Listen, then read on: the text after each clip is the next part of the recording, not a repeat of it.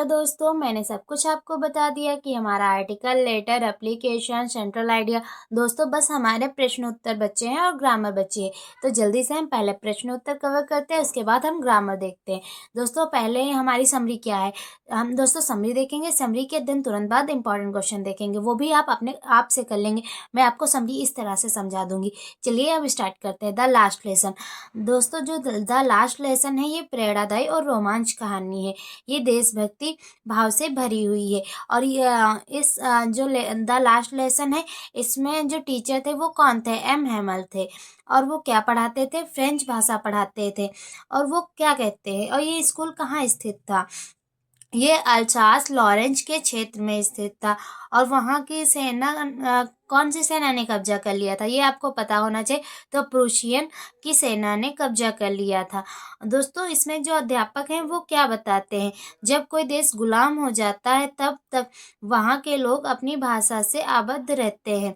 दोस्तों इस कहानी के कहने का मतलब यही है कि जब हम अपनी भाषा पे पकड़ बनाएंगे, अगर हमारी मातृभाषा ही कमज़ोर है तो कोई भी आकर वो अपनी लैंग्वेज हमारे देश में स्थापित कर सकता है। लेकिन जब हमारी लैंग्वेज अच्छी होगी, जब हम अपने देश के प्रति जागरूक होंगे, तो ऐसे कोई बाहर का आके नहीं रुक सकता है। यही हमारे द लास्ट लेसन का सारांश है। तो चलिए दोस्तों इसके क्वेश्चन आंसर जल्दी जल्दी देख लेते हैं। देखिए दोस्तों पहला क्या है, पहला 3 नंबर वाला है। Why did the village come to school that day? Why was it a surprise to French? दो फ्रांच है दोस्तों, वो स्टूडेंट है एम हैमल का। देखिए दोस्तों, the village came school that they very sorry that they had not gone to school more. उस दिन स्कूल आए गांव ने उन लोगों को दुखद था कि वे स्कूल के।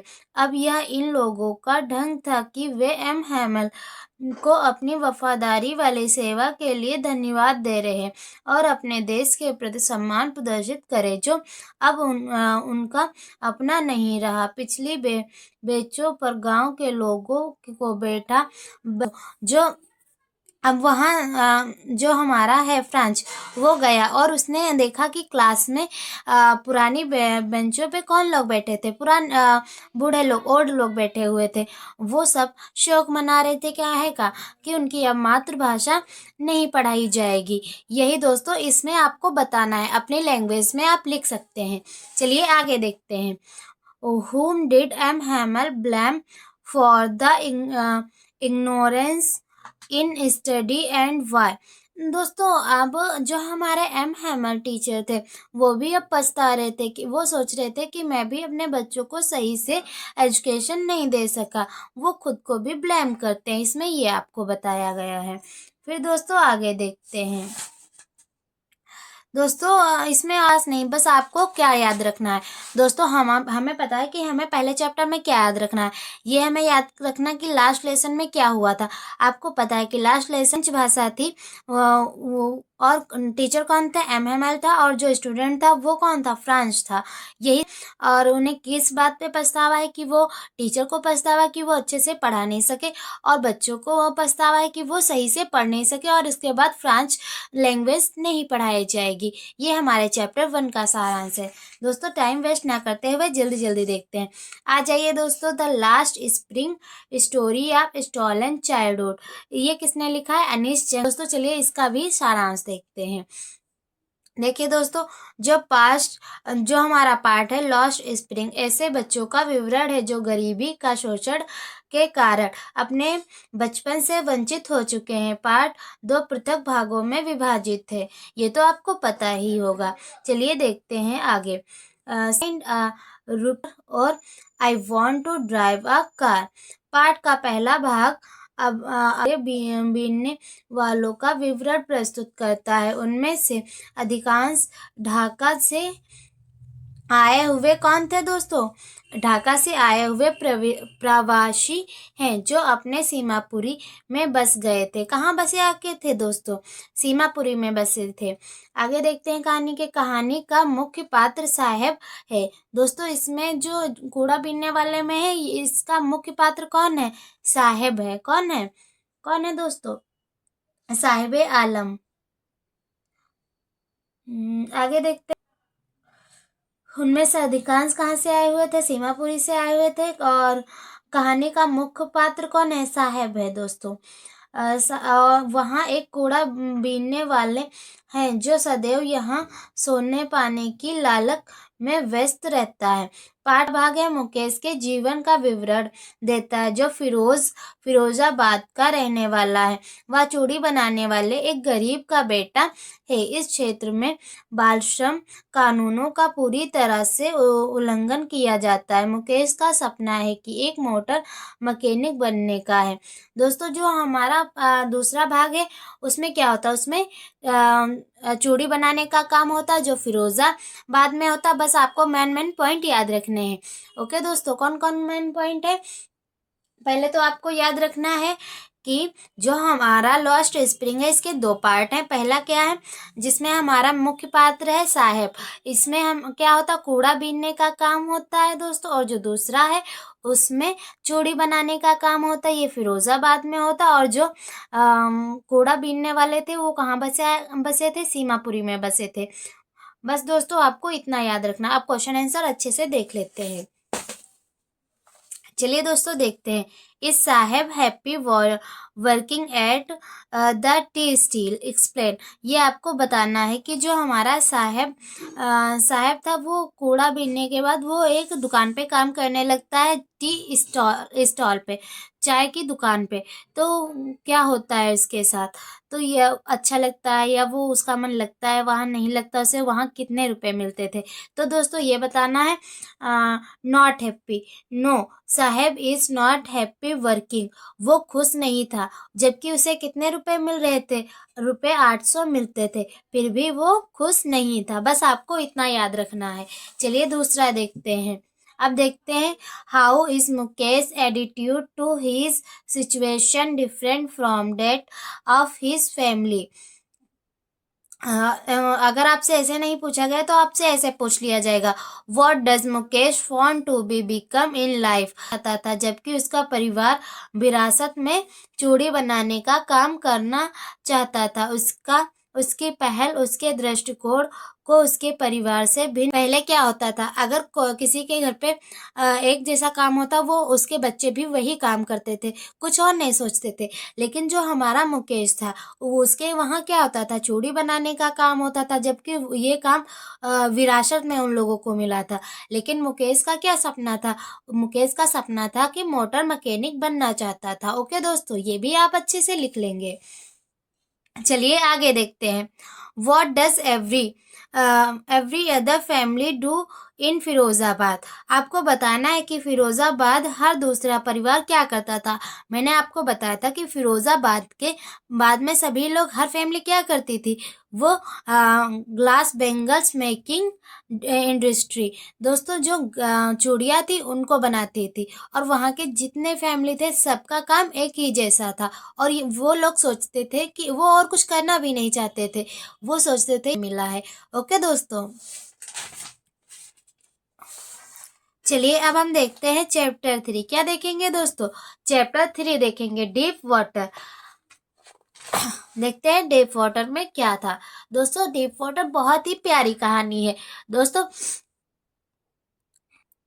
दोस्तों जो हमारी डीप वाटर कहानी है इसमें क्या बताया गया है? दोस्तों इसमें बताया गया है कि पार्ट क्या है? Deep water. और डीप वाटर में क्या है?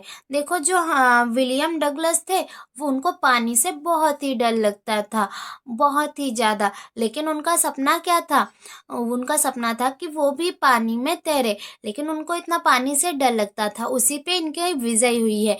बस दोस्तों कैसे इसमें बताया गया, इस पाठ से हमें क्या शिक्षा मिलती है? सबसे बड़ी शिक्षा यह मिलती है कि हमें जिस चीज़ से डरते हैं उसे हमें डरना नहीं चाहिए, बल्कि उस डर को हमें डराना चाहिए।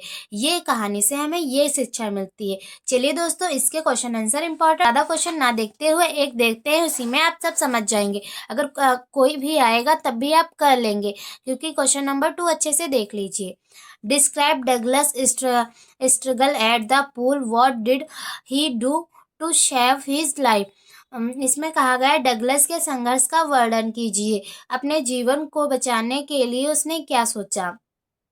ये वाला देख लीजिए, बाकी आप सारे कर लेंगे। Douglas describe has harrowing struggle at the pool when he was nearly drowned by a bully as he was the pushed into the deep and panic set in he carried to surface by।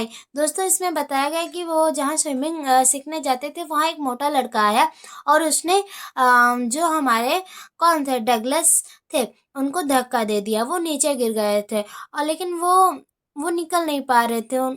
उन्होंने बहुत बार प्रयास किया लेकिन वो नहीं निकल पा रहे थे। वो उनके लिए सबसे ज़्यादा खतरनाक था। यहाँ से तो वो और भी ज़्यादा डर गए थे पानी से। ओके दोस्तों, यही हमें पूरी कहानी में यही है। चलिए अब रेड ट्रफ वाला देख लेते हैं दोस्तों। ये जो हमारा चैप्टर 4 है दोस्तों, ये हमारा लास्ट है, द रेड ट्रैप। इसके बारे में पढ़ लीजिए, बाकी जो जितना बताया, अगर आपने इतना ही अच्छे से मैंने जैसे बताया जैसी टोन में बताया, अगर आपने ऐसे ही तैयार कर लिया फिर भी आपके नंबर कहीं नहीं जाएंगे। अगर आपने उससे मिलता जुलता भी लिख दिया आपके नंबर नहीं काट सकता वो। चलिए दोस्तों देखते हैं द रेड ट्रैप में। दोस्तों द रेड ट्रैप कहानी बहुत ही प्यारी है। दोस्तों द रेड ट्रैप कहानी से हमें क्या सिखाया गया कि कोई कितना भी बुरा हो लेकिन अगर हम उससे प्यार से बोलेंगे या प्यार से उसे समझाएंगे तो वो प्यार की भाषा जरूर समझेगा। अगर उसे हम धमकाएंगे तो वो हमारी बात नहीं समझेगा। यही इस कहानी में बताया गया। चलिए इसके क्वेश्चन आंसर देखते हैं। देखिए दोस्तों, पहला find in the package when she opened it in the lesson the red trap. बताया गया कि जो रेड ट्रैप था वो युवा लड़की को पैकेज में क्या मिला जब उसने उसे खोला। When the young girl opened the package left and peddler she found small red trap and in the 30 करोन। दोस्तों जो 30 करोन है इससे पहले उसने चुराया था जहां इससे पहले वो रुकने गया था। लेकिन जो हमारी युवा लड़की थी यानी उसने इतने प्यार से रेड ट्रैप से बात की थी और उसका सम्मान किया था कि जो हमारा रेड ट्रैप था उसकी सोच ही बदल गई थी। यही बताया गया है। चलिए आगे देखते हैं। From where did the peddler get the idea of the word begin a red trap? फेरी वाले को यह विचार कहाँ से आया? विश्व एक चूहा दान है। दोस्तों ये बहुत ही ज़्यादा इम्पॉर्टेंट है। The word obscures things to lure human begin to behind them in a curious. दोस्तों मैं आपको हिंदी में समझाती हूँ। दुनिया व्यक्तियों को सांसारिक क्रियाकलापों में बांध कर लालच देता है। फेरी वाला विचारों की एक श्रृंखला में खो जाता है और रोमांचकारी विचार को वशीभूत होकर महसूस करता है कि यह संसार और कुछ नहीं अपितु बड़ा सा चूहादान है। दोस्तों हम लालच जब हमें लालच होता है तो हम कुछ भी करते हैं क्योंकि हमें रुपए की ज़रूरत होती है। अगर हमें कुछ भी लालच दे दिया जाता है हम तुरंत फंस जाते हैं। इसीलिए उसने बताया है कि जो पूरी दुनिया है, पेडलर ने बताया कि जो पूरी दुनिया है वो कैसी है दोस्तों? एक चूहेदानी है, रेड ट्रैप ने बताया है। दोस्तों इसमें इससे ज़्यादा कुछ नहीं है, बस आपसे यही ऐसे छोटे छोटे क्वेश्चन पूछेगा। अब देखिए, what are the intents in the story the red trap that show the character of the iron master is different from that of his daughter। देखिए दोस्तों जो हम डॉटर थी आयरन मास्टर की, उसने जानते हुए भी कि ये उनके फादर का फ्रेंड नहीं है फिर भी उसे प्यार से बोला था। लेकिन जो आयरन मास्टर था वो उसके बाद उसे अच्छे से बात नहीं कर रहा था।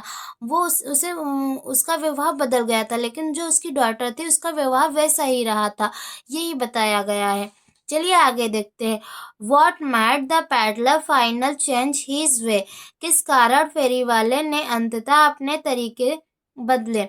देखिए दोस्तों, जो फेरी वाला था पैडलर यानी, उसके विचार कैसे बदल गए थे, मैंने अभी आपको बताया। कोई कितना भी बुरा हो, अगर हम उसे प्यार की लैंग्वेज से बोलेंगे तो वो ज़रूर ही समझेगा, क्योंकि अगर हम किसी को सही रास्ते पे ला सकते तो वो प्यार ही है।